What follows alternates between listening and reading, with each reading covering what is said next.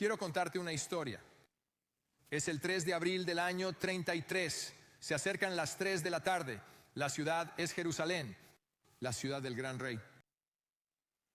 Es Pascua. En la ciudad bulliciosa se prepara el Sabbat y las madres el Seder de Pascua. Los padres cierran las tiendas. Los niños juegan en las calles. En el aire flota el olor del pan horneado. En el templo el sumo sacerdote afila el cuchillo con el que degollará al cordero pascual, del cordero de Pascua. Hace horas en el pretorio de Pilato, que es la guarnición de los soldados, estos han encajado El prisionero fue atado a un poste en un agujero de una piedra herodiana y brutalmente azotado con un látigo romano hecho de madera y correas de metal o cuero con clavos, vidrio y rocas en los extremos. El azote dejó su marca en el cuerpo del prisionero. Esto no es Indiana Jones, así que cuando se balancea, las piezas del extremo envuelven el cuerpo del condenado y se incrustan en la carne, de modo que cuando el verdugo tira de él hacia atrás, extrae trozos. El suelo alrededor del agujero está esparcido con esas piezas y está pintado de rojo. En un canalón hay un surco de sangre con alrededor de 10 líneas horizontales y verticales. Parece un tablero de 3 en raya utilizado por los soldados romanos como juego de dados para apostar sus pertenencias. Se encuentra atado a este poste según los registros romanos.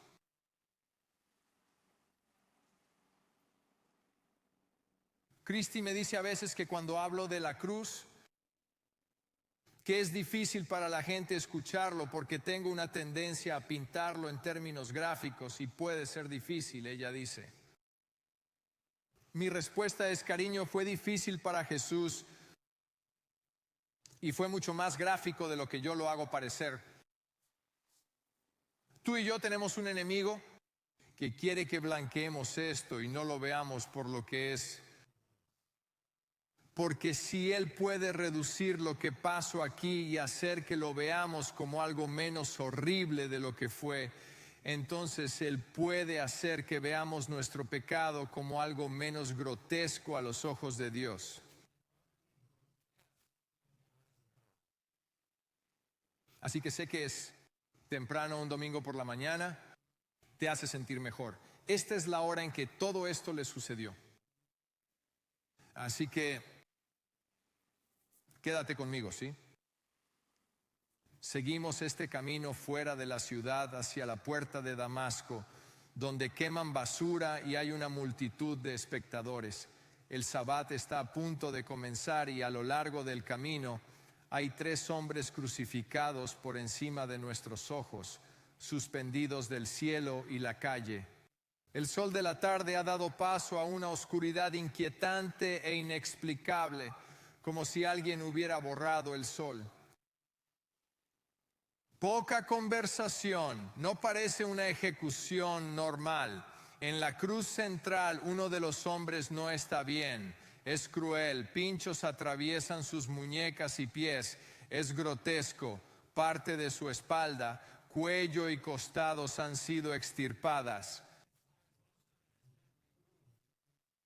Le han arrancado la barba, sus ojos están hinchados por los golpes de heno.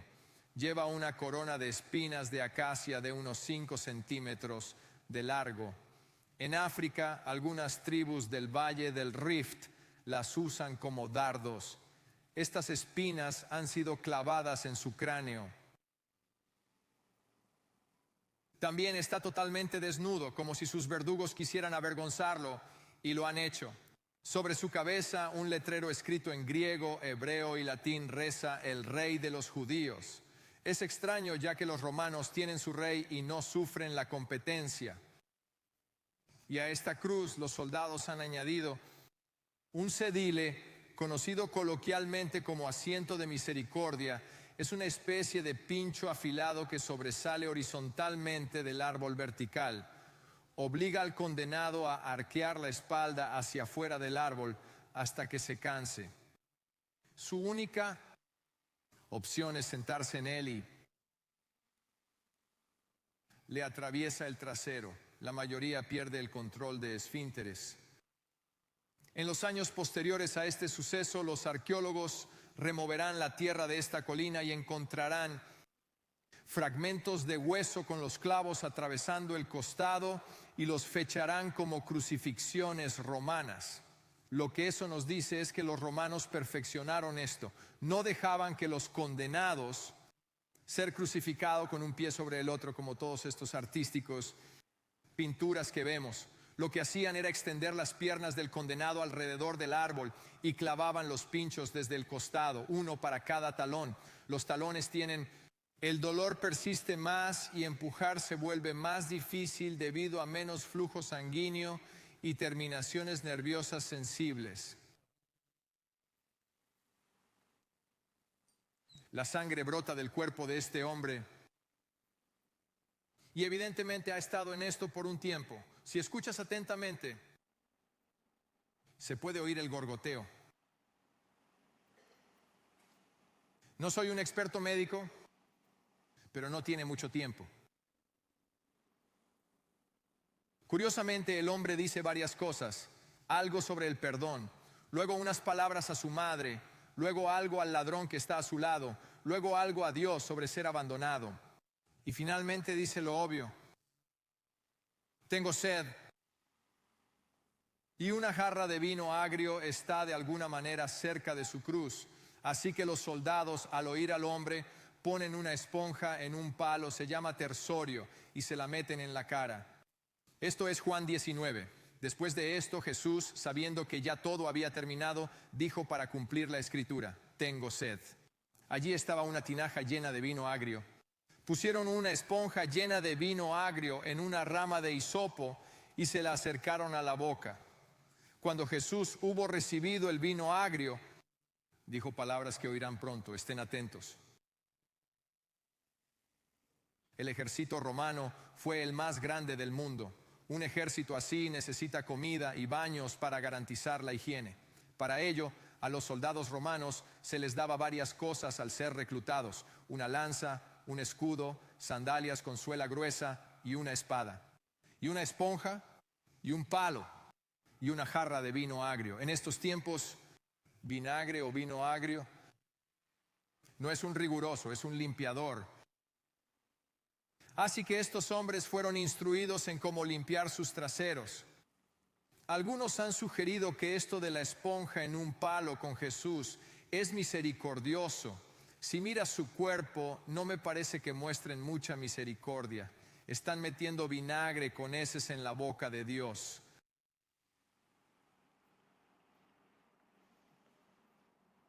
Esto plantea la pregunta: ¿quién es este hombre? ¿Por qué está aquí? ¿Cuál fue su crimen? ¿Qué ha hecho para merecer esto? Algunos, entre las sombras cercanas a la cruz, dicen que su muerte involucra a la humanidad, a ti y a mí. ¿Pero qué podría con nosotros 2000 años después?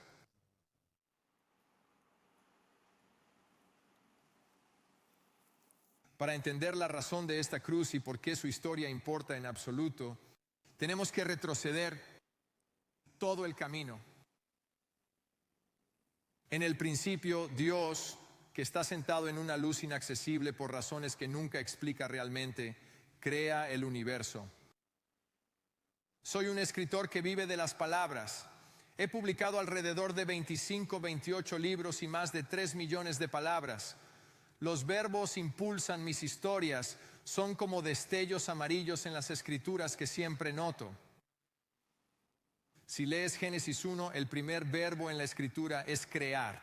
Así que si sabemos algo acerca de este Dios, antes de ser cualquier otra cosa, sabemos que es creativo. Todo lo que podemos ver, estrellas, mares, montañas, plantas, animales, incluyendo el colibrí, el hipopótamo, el pingüino y el perezoso. Cuando termina dice que está bien. Entonces, por razones que no explica, crea su más perfecta creación hecha a su propia imagen, el hombre, un portador de imagen. ¿Usted ha oído a Job hacer esto con el polvo y Dios Se agacha y hace hombros y codos y dedos de manos y pies y rodillas y luego coge un poco de polvo y lo pone en su mano y escupe y hace esta pequeña cosa de aspecto oblongo y luego lo mete en esta cavidad en la cabeza y lo cubre con una tapa. Dios está haciendo pasteles de barro con deleite. Y entonces cuando es perfecto, el antiguo de los días llena sus pulmones, presiona sus labios a tus fosas nasales y a las mías y exhala la ruaj de Dios. Y tú y yo nos convertimos en seres vivos. Respiración, almas. Nuestro primer aliento comenzó en sus pulmones. Eso significa que lo que ves en el espejo comenzó en la mente de Dios. Dios te pensó. Cuando estaba armando esto, la idea de que vivimos en una cultura de crisis identitaria y el enemigo susurra mentiras sobre nosotros. Si ese eres tú, si estás luchando con identidad y si importas o no, y por qué Dios te puso aquí, eres perfecto. Si amén Frank estuviera aquí, habría dicho amén. Si estás luchando con lo que miras en el espejo, que sepas que el Dios del universo piensa que eres perfecto.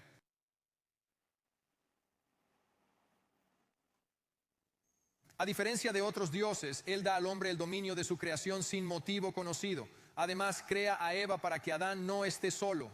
Hombre y mujer, aquella unión con Dios, intimidad, comunicación, confianza y comprensión completamente perfectas. Por cierto, solo por unos minutos. Entonces una serpiente entra en el dragón de la antigüedad y cuestiona el carácter de Dios. ¿Realmente dijo Dios?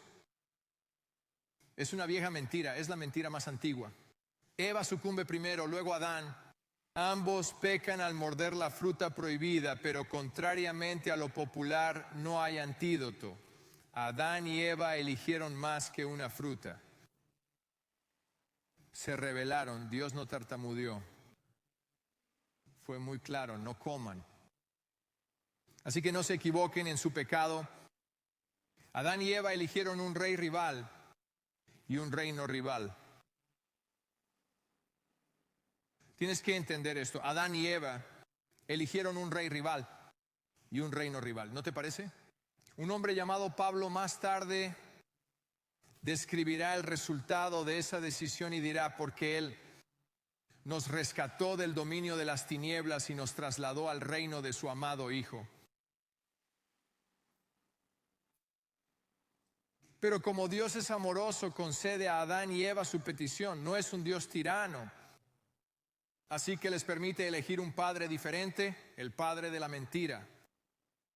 Y entonces pienso que mientras su corazón se rompe, saca a Adán y Eva del jardín.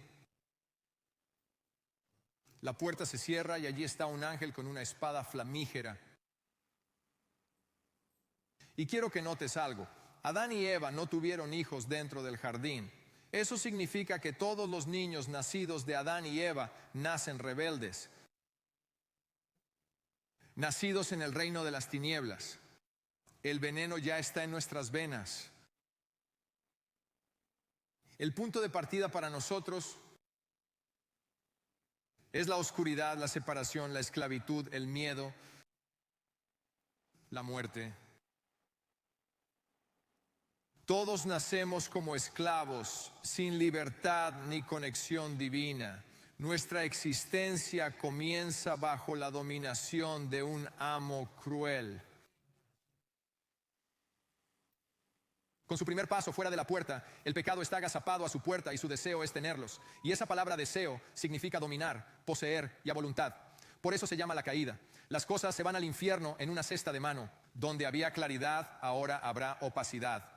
Cataratas, tanto físicas como espirituales, deteriorarán la visión. Los dientes se carcomerán y caerán. Habrá zumbidos y pérdida de audición. Surge un deseo insatisfecho por cosas brillantes. Adán ansiará a otras mujeres e idolatrarán. Y donde encontraron paz, ahora sufrirán guerra. Serán atormentados, atacados, seducidos y acosados por demonios con autoridad otorgada por Dios. En el jardín, Adán no necesitaba fe ni esperanza, porque ya las había vivido. Caminaba con Dios. Sin embargo, fuera del jardín, necesitará ambas si quiere avanzar. Cuando la puerta se cierra y el candado se cierra de golpe, me pregunto si piensas, ¿qué hemos hecho y cómo volvemos allí? Y así comienza el anhelo, la añoranza del Edén. Pero son impotentes para abrir la puerta y están separados de Dios sin mediador. Y aunque Dios echó a Adán y Eva del jardín, nunca borró el deseo de estar allí. Lo dejó a propósito y ellos también nos lo transmitieron a nosotros. Está envuelto en nuestro ADN. No puedo probarlo, pero tiendo a pensar que dieron unos 3 pasos fuera del jardín y luego vomitaron de los dedos de los pies hasta que solo les quedó el vómito seco. No solo se perdió su relación perfecta con el Padre, sino también todo lo que compartían entre ellos. A partir de ahora experimentarán cambios, discusiones, culpas, heridas, dudas, desconfianza, sospechas, tristeza, ira, frustración. Se están adentrando en un mundo de condena, acusaciones falsas, adicciones, dolencias físicas, enfermedades, deterioro de la salud, hambre, sequía, desesperanza, celos, rabia, maldiciones mutuas, insatisfacción, depresión, ansiedad, soledad, fracaso. Adán conocerá el sabor del orgullo, pero pronto se dará cuenta de que no puede hacerlo todo por sí solo. Llegará el momento en que tendrán que enterrar a uno de sus hijos bajo el peso del llanto, tallando una lápida, y antes de que termine todo, uno de ellos sepultará al otro. Pero por malo que sea, eso no es lo peor.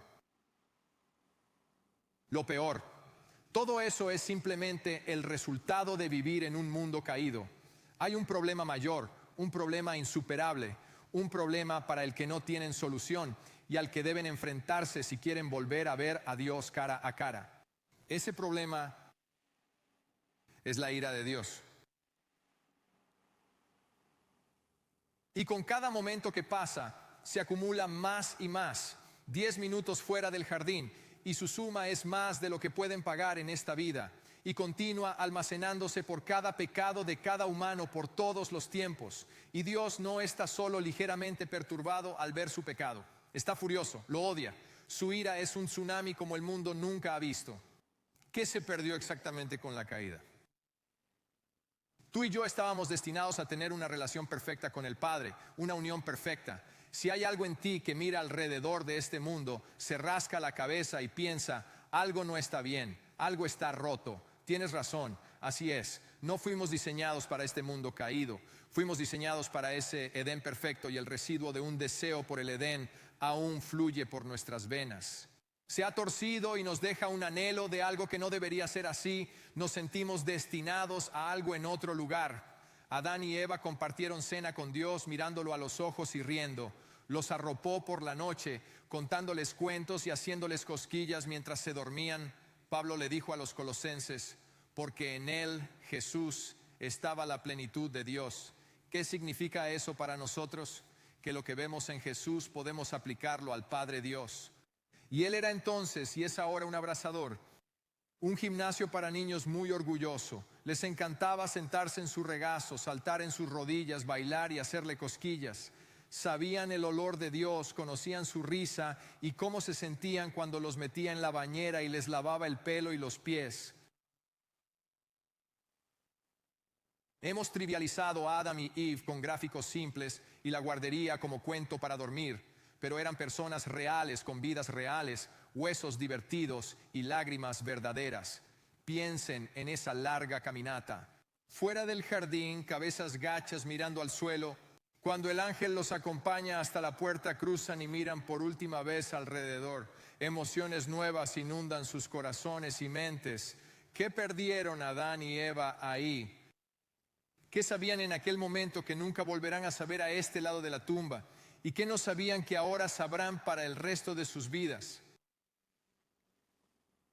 Lágrimas, arrepentimiento, vergüenza, control, manipulación, confusión, caminan de lo perfecto a lo imperfecto, de la certeza a la duda, de la abundancia a la necesidad, de la aceptación al rechazo, de la bendición a la maldición, de la salud a la enfermedad, de la humildad al orgullo, de la despreocupación al pesar, de la facilidad a lo imposible, del amor al odio, de la intimidad al distanciamiento, de lo seguro a lo incierto, de la felicidad al dolor, de la ternura al sufrimiento, de la alabanza a la depresión, de la presencia a la ausencia, de la perfección a la imperfección, de la gracia a la rigidez legal, de lo justo a lo injusto, de lo limpio a lo impuro, de la libertad a la esclavitud, de la tranquilidad al desorden, de la verdad a la mentira, de la acusación a la indefinición, de una palabra inerrante a la blasfemia,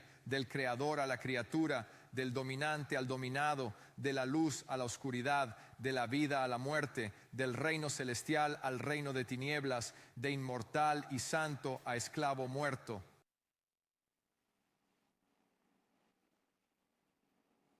No pueden arreglar lo que rompieron. Y lo que es peor, Adán y Eva murieron sin mediador, nadie para defender su caso ante el juez. Y así la vida comienza fuera del jardín, la vida en la caída. El pecado ha irrumpido y la ira de Dios se acumula. La situación es terrible, los hombres se matan entre sí, la rebelión avanza sin control y la deuda crece rápidamente. El monto adeudado supera lo que podríamos pagar en varias vidas. La humanidad, creación perfecta de Dios, se encamina al infierno eterno. Esta es la verdad ineludible de ti y de mí. Los descendientes de Adán no pueden revertir la decisión. No podemos volver al bien. Somos impotentes para hacer algo al respecto. ¿Qué puede hacer el polvo? Hacer.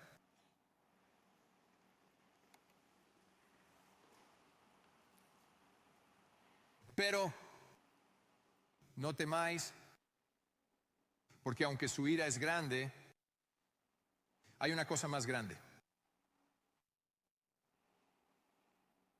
Mira, si escuchas una cosa de lo que digo hoy, si sales de aquí y solo una frase, tomen esta.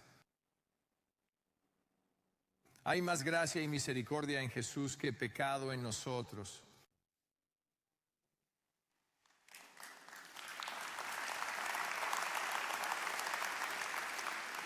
Dios, rico en misericordia y amor, nos dio vida junto a Cristo, aún estando muertos en nuestros delitos. Con Cristo, por gracia, ustedes han sido salvados. Solo quiero que veas que cuando estábamos muertos en nuestros pecados, éramos esclavos de un amo sin misericordia. Y Dios, solo porque nos ama, nos ofrece un remedio. Un rescate, en verdad es un intercambio de prisioneros, uno para todos nosotros. Entonces, ¿a quién envía? Se le describe como el resplandor de la gloria del Padre, la representación exacta de su naturaleza, y sostiene todas las cosas con la palabra de su poder. Él lo creó todo, nos creó a ti y a mí, extendió los mares y dijo, detente ahí, extendió las montañas y dijo, no más alto. Hizo 10 trilones de bolas de fuego y las esparció en el cielo nocturno y llamó a cada una de ellas por su nombre.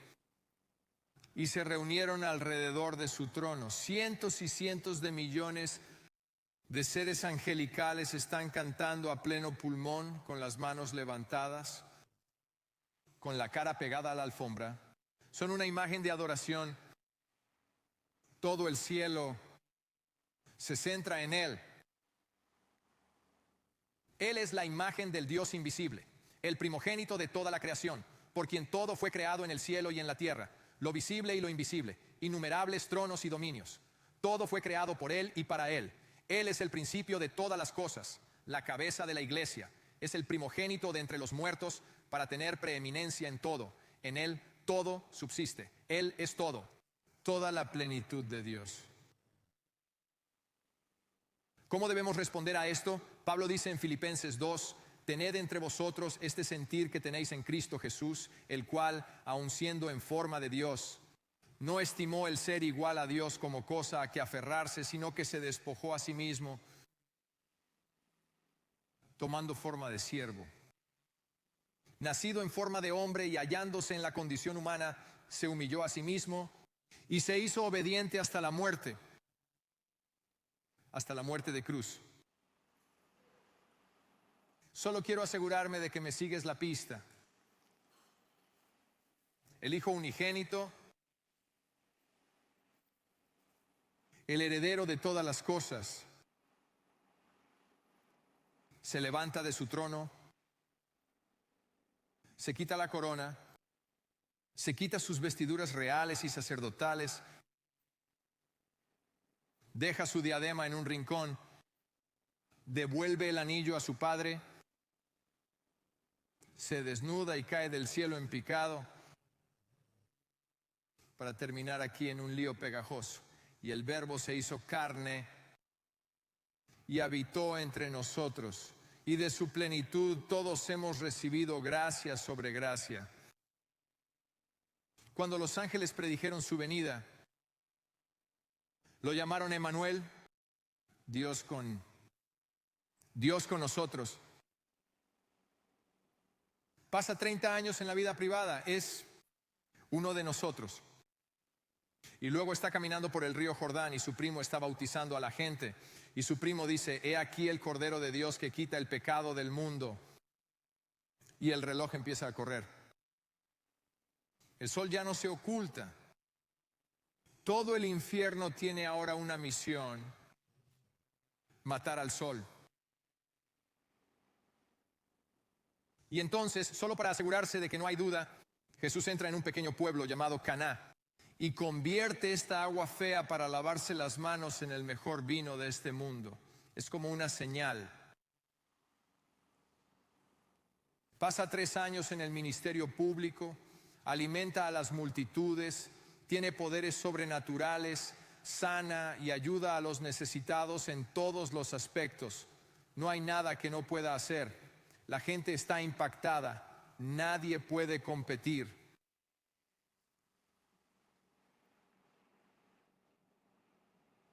Entonces, en una noche fría justo antes de la Pascua, en un jardín en las afueras de la ciudad,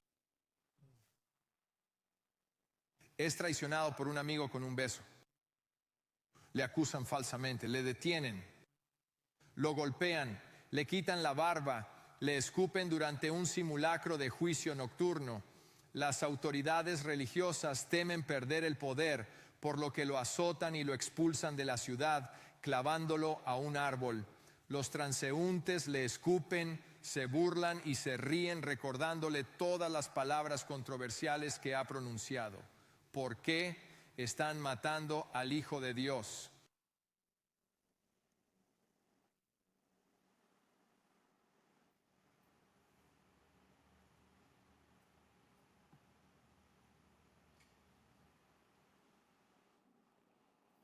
En otro lugar del cielo, cientos de millones de ángeles sentados, ojos singularmente entrenados en el Hijo, con los oídos atentos a las órdenes del Padre. Si parpadea en su dirección, el sabueso del cielo desatará la justicia sobre la humanidad.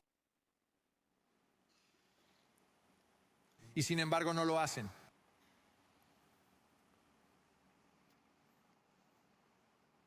Esta es la parte que rezo por no superar nunca. Esta imagen de aquí. Jesús es Dios y sin embargo por alguna razón no convoca a la hueste celestial. Él no lanza rayos desde lo alto, no nos convierte en manchas negras donde antes estaban nuestras almas. A diferencia de mí, a Él no le interesa la justicia, porque lo justo me pone en esa cruz. A Jesús le motiva otra cosa.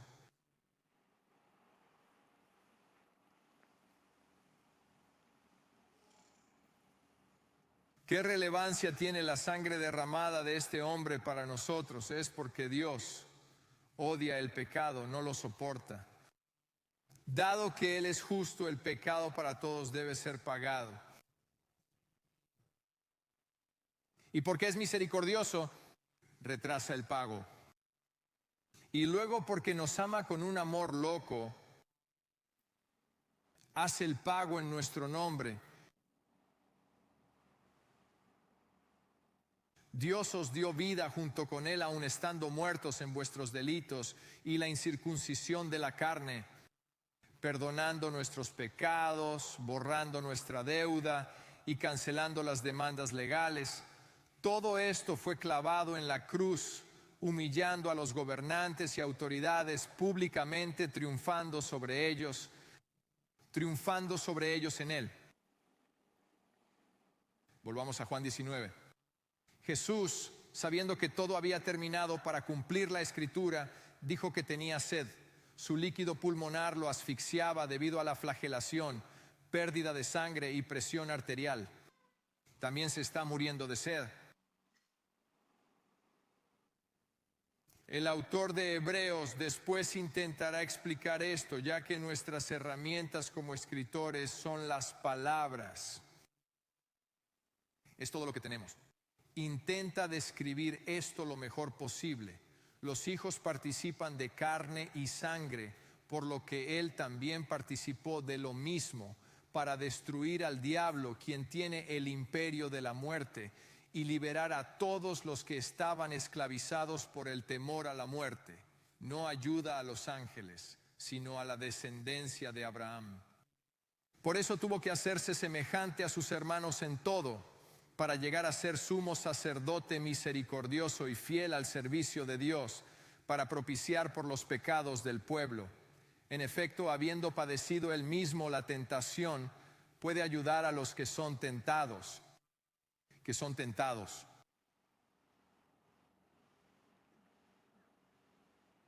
¿Qué hace esto? ¿Qué cambia? El mismo escritor dirá esto. Entonces, acerquémonos confiadamente al trono de la gracia para alcanzar misericordia y hallar gracia para el oportuno socorro. Solo esto nos da acceso libre a la sala del trono de Dios, pero no olvides que todo camino a ese lugar pasa por esta estaca de ejecución.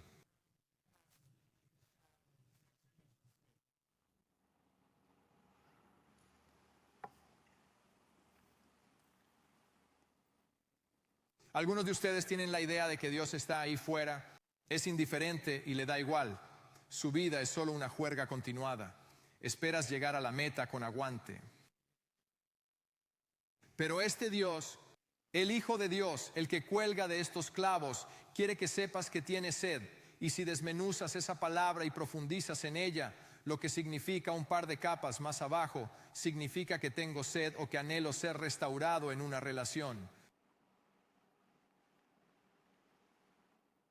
Déjame hacerte una pregunta. ¿Le darías la bienvenida a alguien en tu confianza que no puede empatizar con tu condición? Cuando sientes dolor, ¿a quién llamas? ¿A alguien que ha conocido ese dolor o a alguien que no? ¿Alguien por ahí ha tenido alguna vez problemas de espalda? Por desgracia, soy una especie de experto.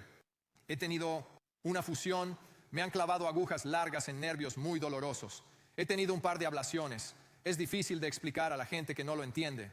¿Alguna mujer aquí alguna vez ha querido tener un hijo y ha sido incapaz de tenerlo tanto que te duele, tienes, y luego tal vez te quedas embarazada por la gracia de Dios solo para abortar? ¿En quién confió? ¿A quién llamaste?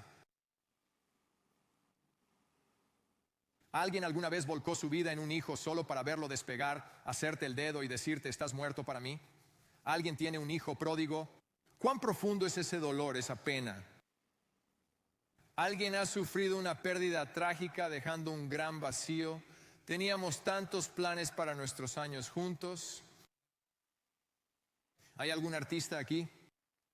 ¿Alguna vez trabajaste muy duro por algo, semanas, meses, volcaste tu alma en algo, te vaciaste y luego uno a uno llegan los rechazos, dejaste de ir al buzón? ¿Alguna vez te has enamorado tanto como para descubrir que la persona amada ya le ha entregado su alma y su cuerpo a otra? ¿Alguien conoce esa inexplicable traición? ¿Entregaste tu alma y cuerpo a otro? ¿Alguien ha vaciado el frasco de pastillas en la mano y se ha quedado sentado en el borde de la cama mirando el teléfono?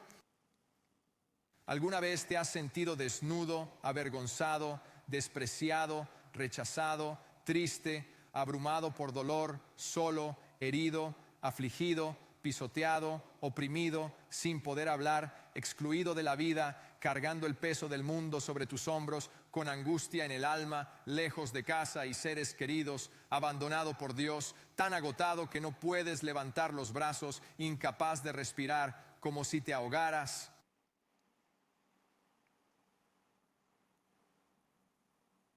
Confiamos en personas que nos entienden, confiados en los que comparten nuestras heridas. Derramamos nuestro dolor con los que están a salvo.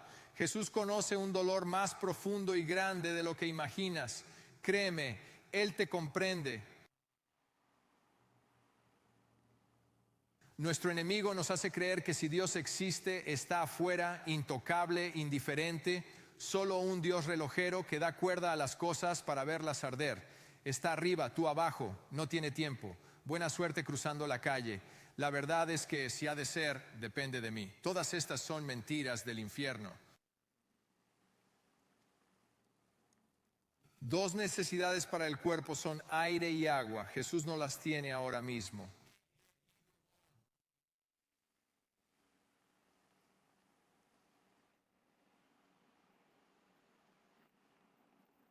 Hace 6 u 8 años yo estaba en Jerusalén. Hobby, algunas otras personas, y me encontré mirando este agujero en la piedra de Herodes.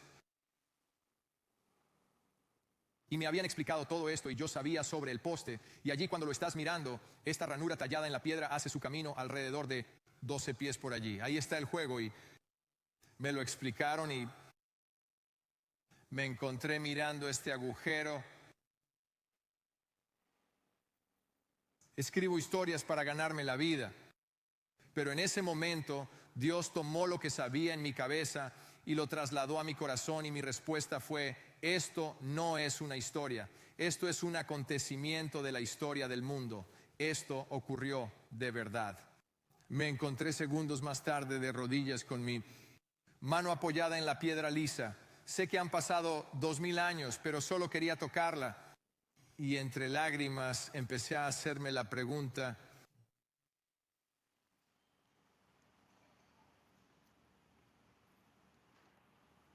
¿qué clase de rey es este? ¿De verdad? Y no te estoy diciendo que lo escuche como tú estás escuchando mi voz, pero mi corazón tuvo como una impresión y lo que sentí que él dijo fue: camina conmigo de vuelta a mi cruz y te mostraré. Y lo hizo. Cuando me senté a escribir esa peregrinación tenía miedo.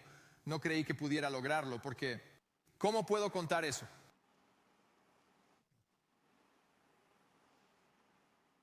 De verdad, siento que dice: Charles, cierra los brazos, tráemelos aquí arriba, confía en mí, lo que traigan puedo manejarlo.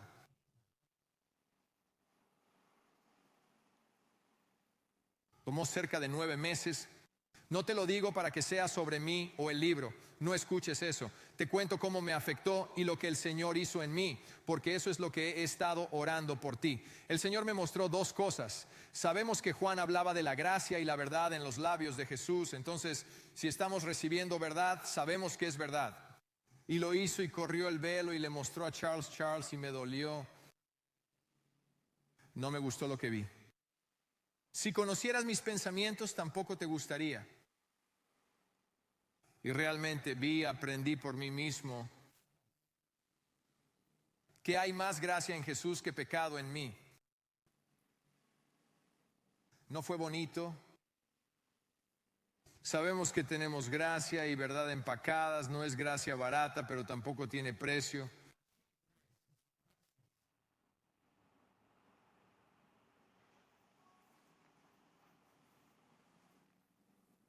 Christy entraba a veces cuando yo estaba trabajando en esto y yo estaba sentado allí llorando y no podía ver la pantalla.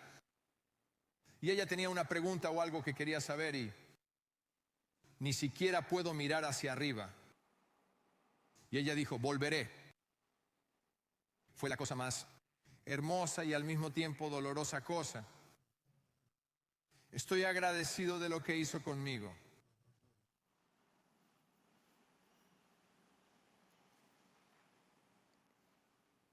Hace 2 años, Christy y yo compramos una granja en el centro de Georgia. Ha sido una respuesta a la oración y una de las cosas más emocionantes que me han pasado, aparte de Christy, los niños y Jesús. Quiero decir que en términos de cosas que me emocionan, esta sociedad es la mejor. Es camino hasta allí. Pero desde el momento en que cerramos y conduje a través de la puerta, y no me di cuenta hasta que fue demasiado tarde, pero comencé a lidiar con esta frustración a fuego lento y el control en términos de cómo experimentamos la granja. Y eso creció, este control creció y creció y empecé a poner expectativas insatisfechas y falsas en mi familia. Y un día, de pie alrededor de la hoguera, nos preparábamos para cazar y los niños se portaban mal, cortando como debían. Y estoy tan contenta de que lo hagan. Y manifesté ira y exploté contra ellos. Perdí totalmente mis cosas y hay una frase para lo que perdí y no la voy a decir, pero sabes lo que perdí. Y simplemente estallé.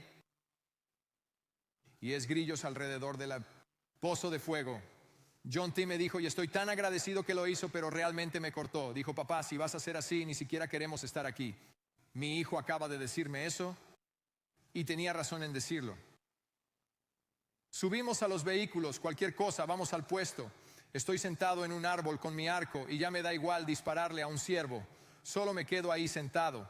Y me sentí como el Señor dijo, ¿en serio? ¿Es aquí donde estamos? Y me di cuenta, yo tenía miedo. Mi miedo, en el fondo mi miedo alimentaba el control no cumplido. Sangró en una erupción de ira del Vesubio de la que no estoy orgulloso,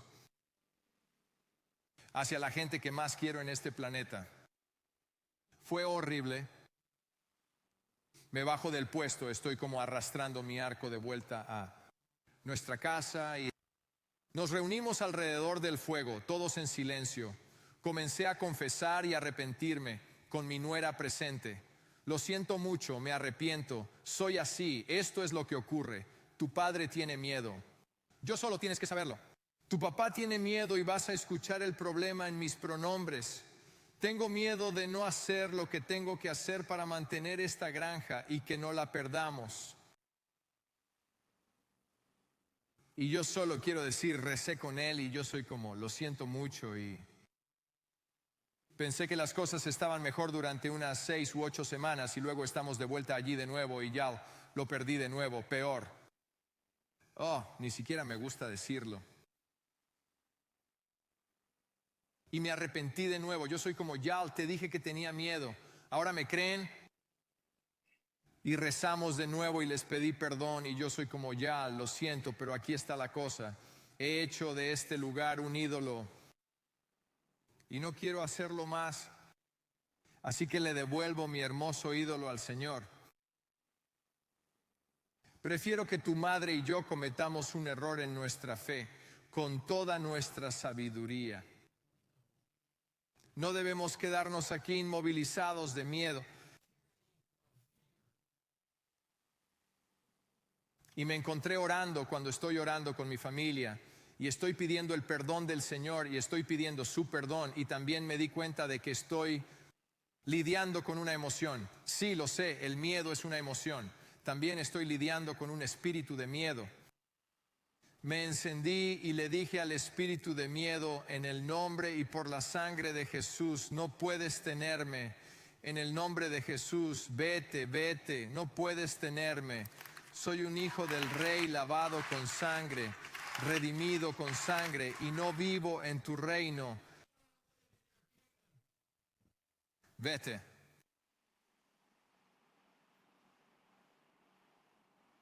Así que tomé mi miedo y lo puse en su cruz.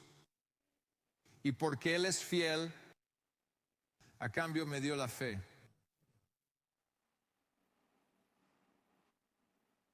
Y las cosas en la granja han ido mucho mejor. No todas nuestras circunstancias han cambiado,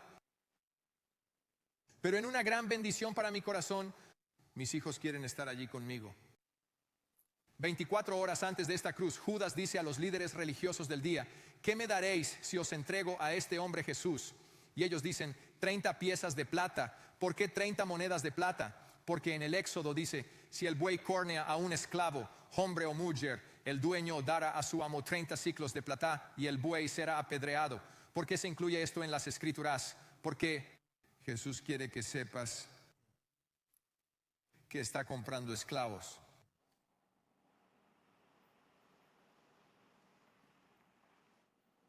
Quiero terminar con esto.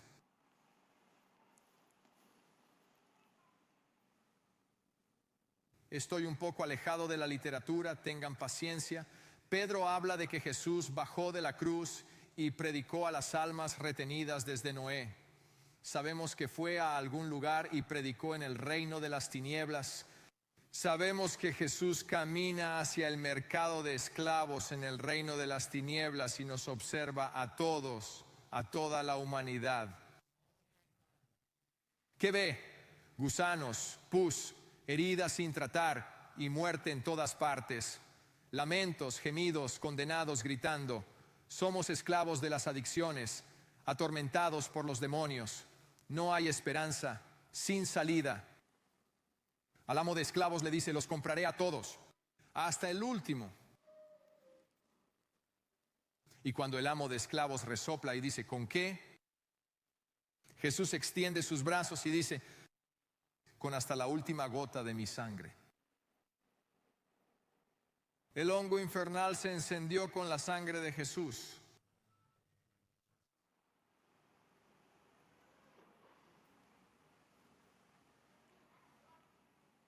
Y en mi mente el victorioso Rey Jesús entonces sale con las llaves de la muerte y el Hades colgando de su cinturón.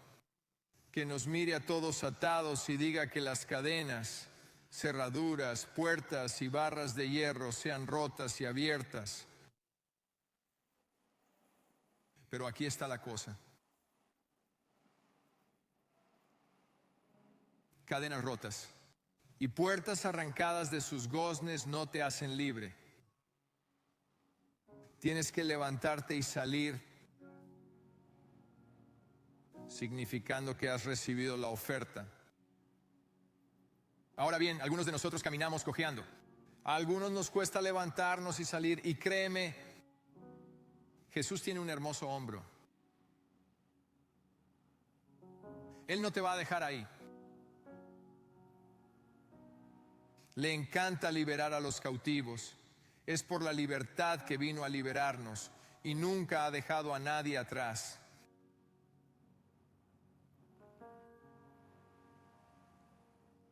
La oferta de esta cruz es salvación, es liberación, es transferencia. ¿Hacia dónde? Pues camina conmigo de vuelta a esta cruz y te lo mostraré.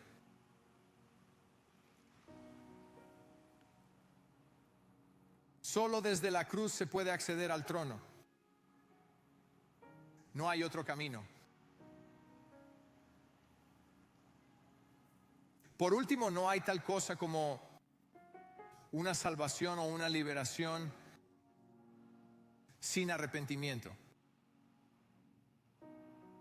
Si alguien alguna vez se para frente a ti Te ofrece una mentira del infierno. Traspasarán para siempre el reino de las tinieblas. Es un evangelio de gracia barata, sin precio alguno. El arrepentimiento no es remordimiento. Judas sentía remordimientos, pero no se arrepintió. La rendición del corazón es humillante. No entiendo el arrepentimiento. Es el lugar donde dices, aquí está mi pecado y toda mi vergüenza. Arrepentimiento es el lugar donde confieso la verdad de mí y reconozco la verdad de aquel que pago mi deuda.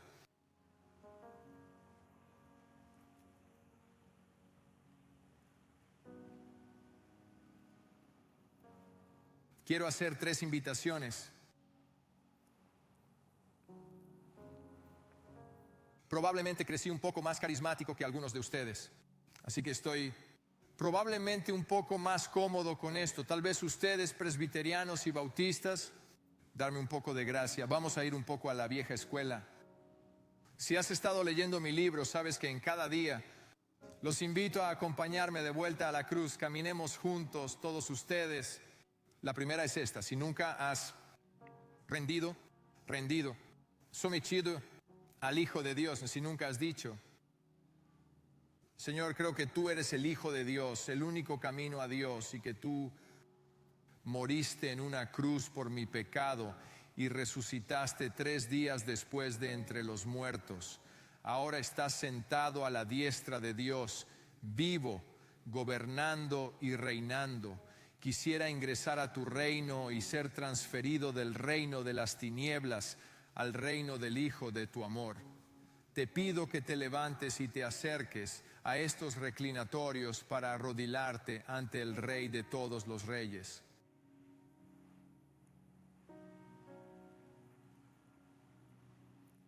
Sé que da miedo.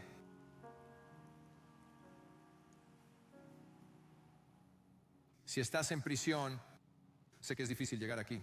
No hay problema. El Señor ve tu corazón. ¿Qué tal si te arrodillas? Si estás en algún lugar después de esta fecha y estás escuchando el sonido de mi voz, bueno, tal vez estés en un avión, solo abre tus manos, el Señor ve tu corazón. Dije esto el jueves por la noche. Y mientras estoy diciendo eso de párate, camina hacia acá, este tipo se para como ahí mismo, camina hacia acá. Y en mi mente yo soy como wow. Y luego camina hacia las escaleras, sube las escaleras y viene aquí y se para justo a mi lado. Me tomó literalmente. No sabía qué hacer. Es un chico grande también. No sabía qué hacer. Me di la vuelta y le abracé. Su nombre es Owen. Le dije, Owen, bienvenido al reino de Dios.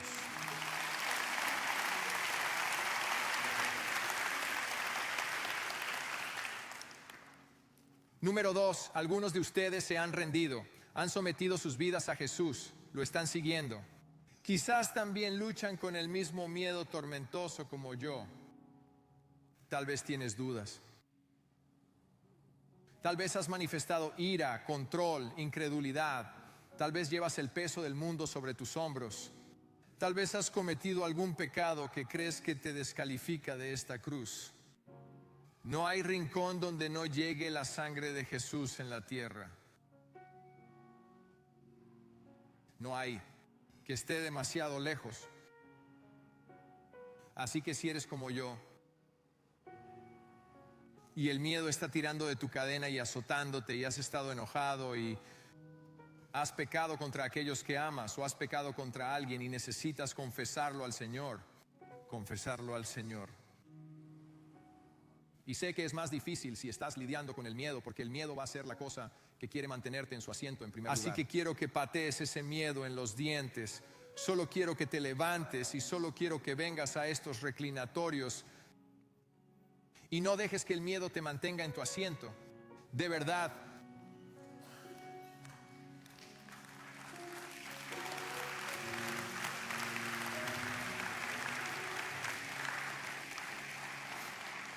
El escritor de Hebreos dirá, acerquémonos pues confiadamente al trono de la gracia para alcanzar misericordia y hallar gracia que nos ayude en el momento que la necesitemos. La última,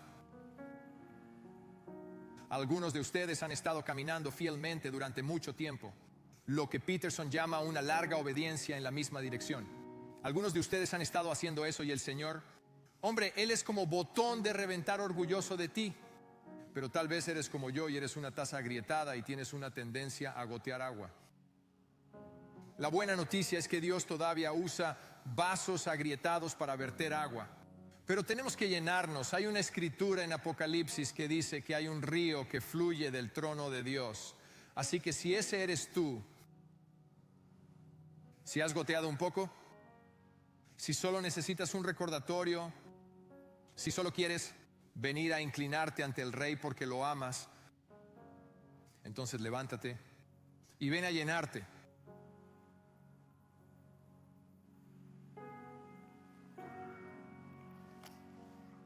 Reza conmigo. Señor Jesús, te entrego a todas estas magníficas personas.